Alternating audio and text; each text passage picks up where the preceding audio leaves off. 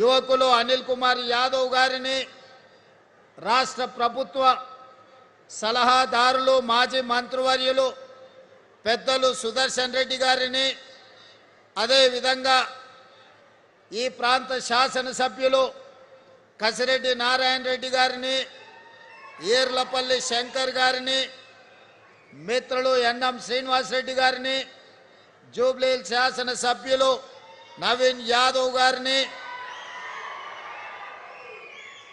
రామగుండం శాసనసభ్యులు రాజ్ ఠాకూర్ గారిని, చేవెళ్ల శాసనసభ్యులు కాళీ యాదయ్య గారిని, తాండూరు శాసనసభ్యులు మనోహర్ రెడ్డి గారిని, అదేవిధంగా మాజీ శాసనసభ్యులు గ్రేటర్ హైదరాబాద్ నగర మాజీ మేయర్ తీగల కృష్ణారెడ్డి గారిని, అలంపూర్ మాజీ శాసనసభ్యులు మిత్రులు సంపత్ కుమార్ గారిని, కార్పొరేషన్ చైర్మన్ చల్లా నరసింహారెడ్డి గారిని, టీజీఐఐసి కార్పొరేషన్ చైర్పర్సన్ సోదరిమణి నిర్మలా జగ్గారెడ్డి గారిని, అదేవిధంగా జ్ఞానేశ్వర్ గారిని, మల్రెడ్డి రామరెడ్డి గారిని, పారిజాత నరసింహారెడ్డి గారిని,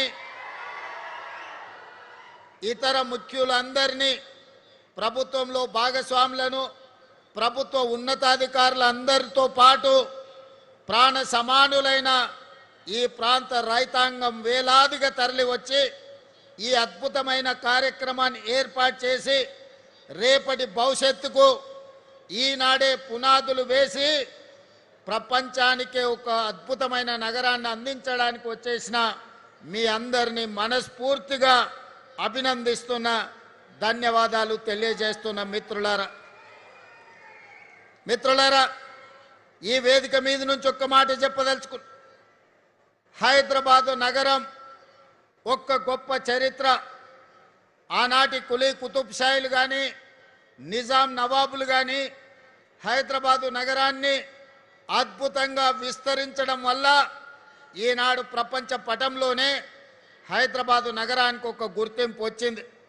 200 ఏళ్ల క్రితం సికింద్రాబాద్ పట్టణాన్ని విస్తరించడం వల్ల హైదరాబాద్ సికింద్రాబాదు జంట నగరాలుగా ఈనాడు రాణించగలుగుతున్నాయి. అదేవిధంగా సైబరాబాద్ ఇదొక సాంకేతిక విప్లవం.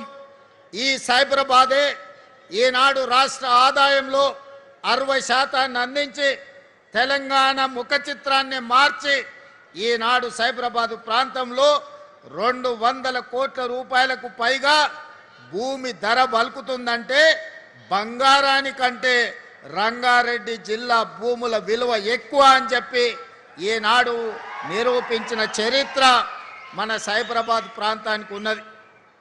మిత్రులారా, మీరు ఆలోచన చేయండి. ఆనాడు కులీ కుతుబ్ షాయిలు, నిజాం నవాబులు చార్మినార్ నుంచి గుల్జార్ వాజ్ వరకు, మోజంజాయ్ మార్కెట్ నుంచి కబూతర్ ఖానా వరకు నిర్మాణం చేయకపోయి ఉంటే చరిత్రలో మనకు గుర్తింపు వచ్చి ఉండేదా? ఆనాడు 1908లో తుఫాను వచ్చి వేలాది మంది ప్రాణాలు కోల్పోతే చలించిపోయిన నిజాం సర్కార్ గండిపేట హిమాయత్ సాగర్ నిర్మించడమే కాకుండా మూసా ఈసా నదుల యొక్క ప్రవాహాన్ని నగరం మీద ఉప్పెనై కప్పేయకుండా మూసీ నదిని ఆనాడు నిర్మించబట్టే కదా ఈనాడు చరిత్రలో గొప్ప నగరంగా మనం రాణించగలిగినాం. సికింద్రాబాద్ కంటోన్మెంట్ ప్రాంతంలో ఆర్మీని నివసించడానికి ఆర్మీ ఉత్పత్తి చేసిన యుద్ధ సామాగ్రిని అక్కడ దాచుకోవడం వల్లనే కదా ఈనాడు శత్రు దుర్భేద్యమైన నగరంగా మన జంట నగరాలు నారునిచ్చినాయి. అదేవిధంగా స్వతంత్రం వచ్చిన తర్వాత ఆనాటి ముఖ్యమంత్రులు ఆలోచన చేసి భవిష్యత్ ప్రణాళికలకు కార్యాచరణ చేసి సైబరాబాదు నగరాన్ని నిర్మించి సైబరాబాద్ అనే ఒక గొప్ప నగరాన్ని ఈనాడు ప్రపంచానికి అందించిండ్రు కదా. ఆ రోజు కూడా హైటెక్ సిటీ అంటే నవ్వినోళ్ళు ఉన్నారు, ఔటర్ రింగ్ రోడ్డుని అడ్డుకున్నోళ్ళు ఉన్నారు, అంతర్జాతీయ ఎయిర్పోర్ట్ వద్దే వద్దని పట్టుబట్టినోళ్ళు ఉన్నారు, ఐటీ కంపెనీలు ఫార్మా కంపెనీలు మాకు వద్దే వద్దు, జీనోమ్ వ్యాలీ మాకు అవసరమే లేదు అని చెప్పినోళ్ళు ఉన్నారు. ఆనాడు అభివృద్ధిని అడ్డుకోవాలని, ఈ నగరం అభివృద్ధి చెందొద్దు, ఈ ప్రజలు బాగుపడొద్దని ఆనాడు కూడా కుట్రలు కుతంత్రాలు చేసి కడుపులో విషం మూసిలో ఉన్న కాలుష్యానికంటే ఎక్కువగా పెట్టుకొని విషం జమ్మిన నాయకులు కూడా ఆనాడు ఉన్నారు. కానీ ఆనాటి ముఖ్యమంత్రులు ఔటర్ రింగ్ రోడ్ కానీ, హైటెక్ సిటీ కానీ, అంతర్జాతీయ ఎయిర్పోర్ట్ కానీ, ఐటీ కంపెనీలను కానీ, జీనోమ్ వ్యాలీని కానీ, మైక్రో ఇన్ఫోసిస్, గూగుల్ లాంటి సంస్థలను తేకపోయి ఉంటే ఈనాడు 10 లక్షల మంది తెలంగాణ యువకులకు ప్రపంచం నలుమూలల ఐటీ నిపుణులుగా రాణించవాళ్ళ ఒక్కసారి ఆలోచన చెయ్యండి. అదేవిధంగా ఆనాటి నుంచి ఈనాటి వరకు రామాయణంలో రావణాసురుడు ఉన్నట్టుగా ఈనాడు మన నగర అభివృద్ధిలో రావణాసురులు, మారీచులు, సుబాహులు, శుక్రాచార్యులు అందరూ ఉన్నారు. శుక్రాచార్యుడు ఫామ్ హౌస్లో వండిండు, మారీచుడిని, సుబాహుల్ని మన మీదికి వదిలిండు. పెద్ద రాక్షసులు, పిల్ల రాక్షసులు కలిసి ఈనాడు భారత్ ఫ్యూచర్ సిటీని మేము అడ్డుకుంటాం, మేము రద్దు చేస్తామని అంటున్నారు.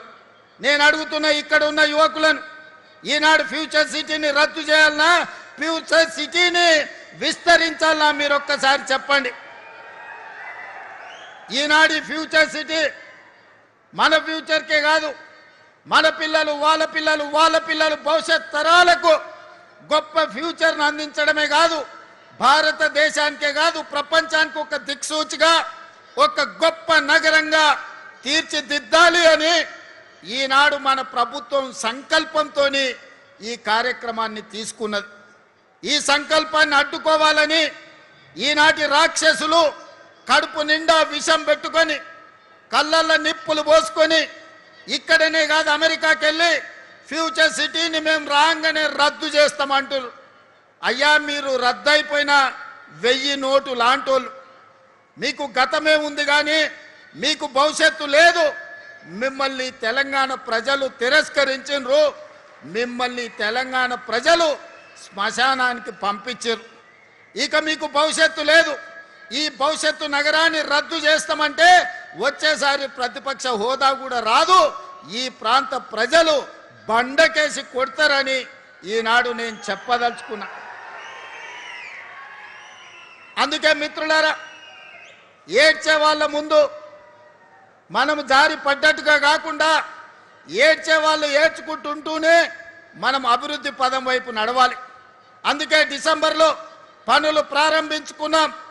జూన్ 10 తారీఖు నాడు కార్యాలయాన్ని రోజు మనం ఇనాగరేట్ చేసుకొని జాతికి అంకితం చేసినాం. సరిగ్గా 150 రోజుల్లో ఫ్యూచర్ సిటీ డెవలప్మెంట్ అథారిటీ కార్యాలయాన్ని మీ ముందల్నే టెంకాయ కొట్టినాం, మీ ముందల్నే ఈనాడు కార్యాలయాన్ని ప్రారంభించుకున్నాం. ఇది మా పనితనం, ఇది మా అధికారుల వేగవంతమైన ప్రణాళిక. మనస్ఫూర్తిగా అధికారులను ఈనాడు ఈ వేదిక మీద నుంచి నేను అభినందిస్తున్నా. ఈ ఉత్సాహంతో ఈ నగరాన్ని 2034 $1 ట్రిలియన్ ఎకానమీకి ఈ భారత్ ఫ్యూచర్ సిటీ వేదిక కావాలి. 2034 వరకు ప్రపంచంలో టోక్యోతో, అమెరికాలో ఉండే న్యూయార్క్తోని, సింగపూర్